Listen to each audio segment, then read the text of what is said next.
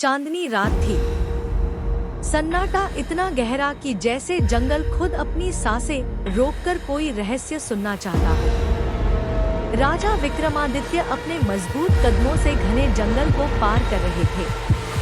कंधे पर उल्टा लटका हुआ बेताल शरारती हंसी के साथ बोला, राजन, सुनो एक कहानी, पर याद रखना, अगर उत्तर जानते हुए भी चुप रहे तो तुम्हारा सिर फट जाएगा, और अगर बोले तो मैं उड़कर वापस इसी पेड़ पर लौट जाऊंगा। विक्रम ने बिना कुछ कहे अपनी गति और तेज कर दी। जंगल की हवा अचानक ठंडी हो गई। दूर कहीं मंदिर की घंटियां धीमे स्वर में बज उठी और बेताल ने फुसफुसाते हुए कहा, यह कहानी है एक रहस्यमयी महल की, एक शाप की और उस राजकुमारी की जिसने अंधकार में भी सत्य का दीप जलाया। शोणितपुर नाम के एक समृद्ध राज्य में अचानक अजीब अफवाहें फैलने लगी।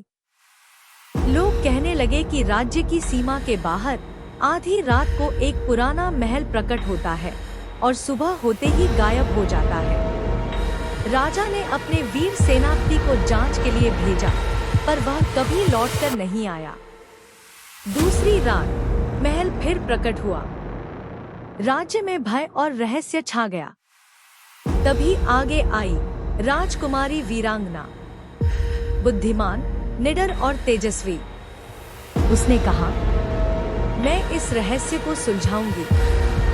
राजा ने अनिच्छा से अनुमति दी। रात ढलते ही वह मशाल थामे 2 सैनिकों के साथ उस महल की ओर निकली। दूर धुंध में वह महल धीरे धीरे आकार लेने लगा, मानो रात का कोई प्रेत हो। वह जैसे ही पहुंची, महल के विशाल दरवाजे अपने आप खुल गए। अंदर सन्नाटा, तेल के दीपकों की मंद रोशनी और गहरी धुंध। दीवारों पर एक रानी का चित्र टंगा था, जिसकी आंखें खोखली और डरावनी लग रही थी। एक सैनिक अचानक गायब हो गया। दूसरे ने फुसफुसाहट सुनी, जैसे कोई पास ही खड़ा हो, और फिर दरवाजे अपने आप बंद हो गए। राजकुमारी ने मशाल ऊंची उठाई और गहरे गलियारों में उतरने लगी। उसके कदमों की आवाज गूंजती थी, मानो महल उसकी हर हरकत को सुन रहा हो। उसे जमीन पर चांदी का पायल मिला, और तभी एक अजीब गुनगुनाहट गूंजने लगी, कहीं पास में, कहीं दूर में, हर जगह एक साथ। वह शीश महल में पहुंची। अचानक एक दर्पण में उसके पीछे रानी की परछाई नजर आई। वह मुड़ी, पर कोई नहीं। दीपक बुझ गए और दर्पणों में भूतिया छवियां लहराने लगी। सैनिक डरकर भागे और एक-एक कर गायब हो गए। अब वह अकेली थी। हॉल में गूंजी गहरी, गूंजती आवाज, क्यों आई हो मेरे शापित महल में? रानी की आत्मा प्रकट हुई, राजसी, पारदर्शी और दुख से भरी। वह जमीन से ऊपर तैर रही थी। उसकी आंखों में अनकहा दर्द था। राजकुमारी ने साहस से मशाल ऊंची की और बोली, मैं सत्य की खोज में आई हूँ। बताइए, आपके साथ क्या हुआ? रानी ने धीरे धीरे शीशों की ओर इशारा किया। उनमें प्रकाश के गोल बुलबुले बनने लगे, जैसे समय की परतें खुल रही हों। शीशों में दिखा राज दरबार। रानी न्यायासन पर बैठी थी। उसका विश्वसनीय मंत्री खड़ा था, पर उसकी नजरों में कपट था। मंत्री ने रानी पर झूठे आरोप लगाए। रानी राज्य को धोखा दे रही है। वह तंत्र मंत्र से राज्य को श्रापित करना चाहती है। सैनिकों ने उसे घेर लिया। दरबार में फुसफुसाहट, कोई विरोध नहीं, कोई साथ नहीं। सैनिकों ने रानी को पकड़ लिया। वह गरिमा से खड़ी रही, लेकिन आंखों में दर्द था। मंत्री ठंडी हंसी हंसता रहा। वह जिन्हें अपना समझती थी, वही शत्रु बन गए। रात का आकाश, महल की दीवारें और रानी खुले प्रांगण में खड़ी। उसने हाथ उठाए और गूंजी उसकी आवाज, यह महल और मेरी आत्मा दोनों इस दुनिया और परलोक के बीच फंसे रहेंगे जब तक कोई साहसी और सच्चा व्यक्ति सत्य बोले। यह श्राप नहीं टूटेगा। उसके चारों ओर प्रकाश फैल गया। सैनिक और मंत्री भय से पीछे हट गए। रानी का शरीर धीरे धीरे धुंध में लिपटने लगा। उसकी आत्मा ऊपर उठी और महल सुनहरी रोशनी में लुप्त होने लगा। सैनिक और मंत्री भाग खड़े हुए। रानी की आत्मा उस महल में कैद हो गई शताब्दियों तक। रानी की आत्मा ने राजकुमारी की आंखों में देखा, अब तुम जानती हो सत्य क्या है। राजकुमारी ने मशाल कसकर पकड़ी। उसके चेहरे पर दृढ़ निश्चय झलक रहा था। चित्रों के पीछे एक पुरानी दीवार में छिपा दरवाजा खुला। मशाल की रोशनी में नीचे जाती सीढ़ियां दिखाई दी।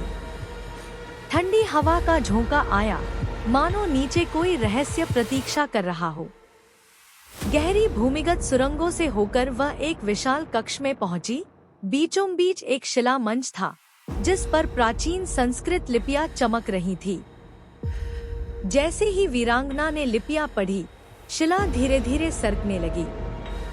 भीतर से एक दिव्य रत्न प्रकट हुआ, तेजस्वी पर शांत। यही था श्राप को तोड़ने का प्रथम सूत्र। रत्न को उठाते ही पूरा कक्ष प्रकाश से भर गया। एक गुप्त द्वार खुला, स्वर्ण रेखाओं से ढका, जैसे समय ने खुद उसे सील कर रखा हो। उस द्वार के पार एक रहस्यमय कक्ष था। दीवारों पर देवचिन्ह उकेरे थे और फर्श पर प्राचीन यंत्र बने थे। यही वह स्थान था जहां सत्य बोला जाना था। महल में छिपी आत्माएं एकत्रित होने लगी। रानी मध्य में प्रकट हुई।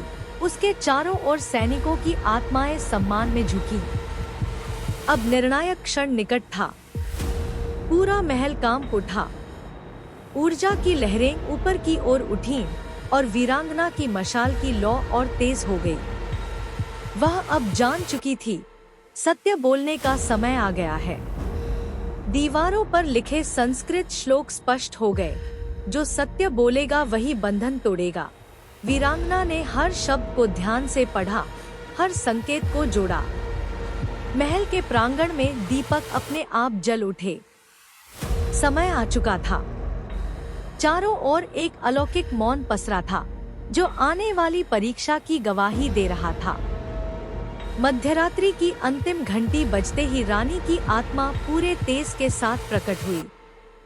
वह अब कोई धुंधली छवि नहीं, बल्कि एक दिव्य ज्योति थी।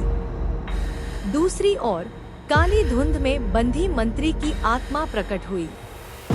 उसकी आंखों में छल और व्यंग्य चमक रहा था। वह हंस रहा था, जैसे किसी अनजाने अंत की प्रतीक्षा हो। रानी, मंत्री और वीरांगना तीनों अब आमने सामने थे। एक और सच्चाई और बीच में न्याय की प्रतीक वीरांगना। रानी की आवाज गूंजी, उत्तर दो। सबसे बड़ा अपराधी कौन? स्वर्णिम अक्षर हवा में तैरने लगे। पहेली प्रांगण में गूंज उठी। वीरांगना ने बिना विचलित हुए उत्तर दिया, जो मौन रहा वही सबसे बड़ा दोषी है, क्योंकि विश्वासघात तभी फलता है जब सत्य चुप रहता है। स्वर्णिम प्रकाश फूट पड़ा। मंत्री की आत्मा काले धुएं में विलीन हो गई। रानी मुस्कुराई, जैसे सदियों का बोझ उतर गया हो। आकाश से स्वर्णिम प्रकाश बरसने लगा। आत्माएं ऊपर उठी। पूरा महल सुनहरी आभा में नहाने लगा। श्राप टूट चुका था। भोर की पहली किरणों में महल धीरे धीरे धुंध में लुप्त होने लगा। वीरांगना स्थिर खड़ी थी। उसके साहस और बुद्धि ने असंभव को संभव कर दिया।